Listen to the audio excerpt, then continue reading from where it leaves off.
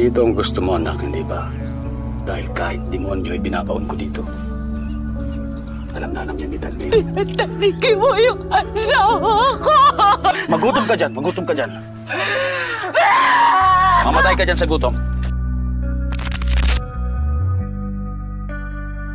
Kasalukuyang nasira ang sasakyan ng magkasintahang si Danny at Trina sa isang private property.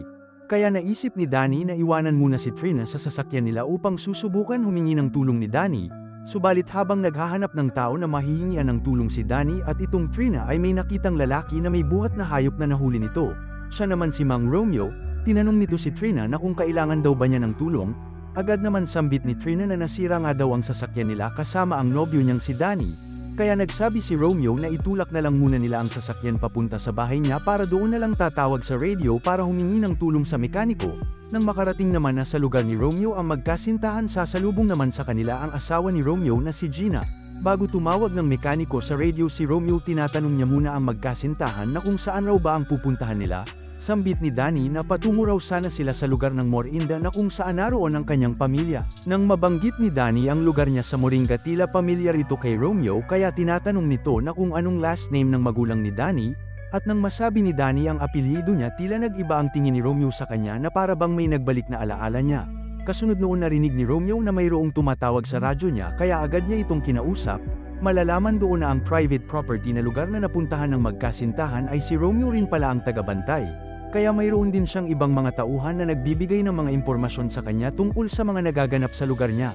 Nakiusap si Danny kay Romeo na baka raw mayroon ng mekaniko na pwedeng tawagan. Sambit naman ng kausap ni Romeo sa radyo na bukas na raw makakapunta ang mekaniko, dahil doon pansamantalang mananatili ang magkasintahan sa bahay ng mag-asawa.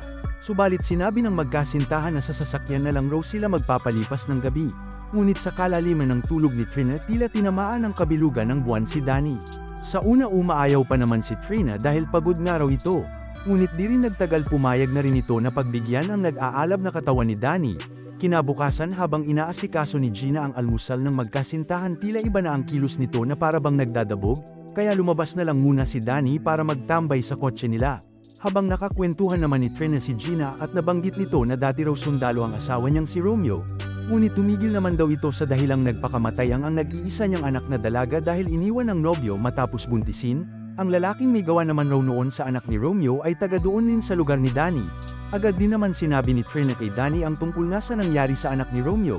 Kaya nang malaman ni Danny na taga roon sa kanila ang lalaking tumarantado sa anak ni Romeo, kaya tila napatahimik ito. Matapos noon inaya ni Romeo si Danny na aalis sila para tumawag ng mekaniko.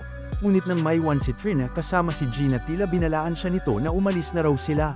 Habang sa kalagitnaan naman ng paglalakad ng dalawa at itong Romeo ay kung ano-ano na lang ang sinasabi nito kay Danny.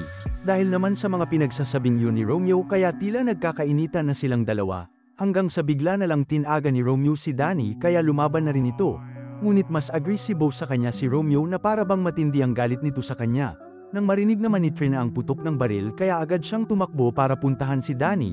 Ngunit ang bakbakan ng dalawa ay mas lalong lumala hanggang sa nahulog na sila sa bangin, hanggang sa hindi na rin nagtagal at napalo ni Romeo sa ulo si Danny kaya bumagsak na ito at matutuklasan doon na kaya pala nagkaganon si Romeo ay dahil si Danny pala ang dahilan ng pagkamatay ng anak ni Romeo, kaya ginawa ni Romeo na tirahin din sa wetpack si Danny gaya ng ginawa nito sa anak ni Romeo na dalaga. Matapos mapatay ni Romeo si Danny, nakita naman siya ni Trina na iba na ang kinikilos, dahil doon mabilis na tumakbo si Trina para tumakas kay Romeo. Nang maramdaman ni Trina na wala na si Romeo kaya mabilis nitong pinuntahan si Danny, at sa kasamaang palad nang makita niya na wala ng buhay ang kasintahan niya kaya halos gumuho ang kanyang mundo. Dahil sa nangyaring iyon nagbalak na rin tumakas si Trina hanggang inabot na ito ng dilim. Ngunit nang may nakita itong bahay na may tao, mabilis siyang humingi ng tulong.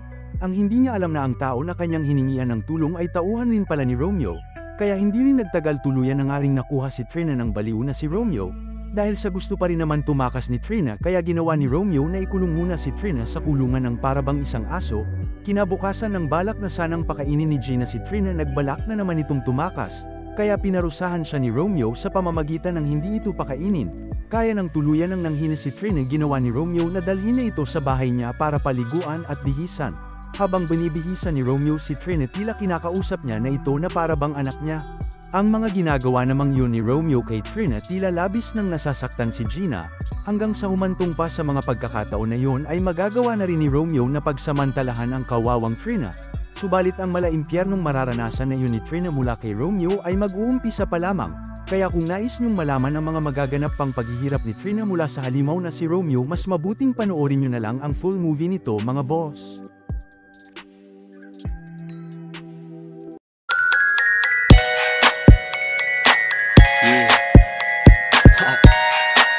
QC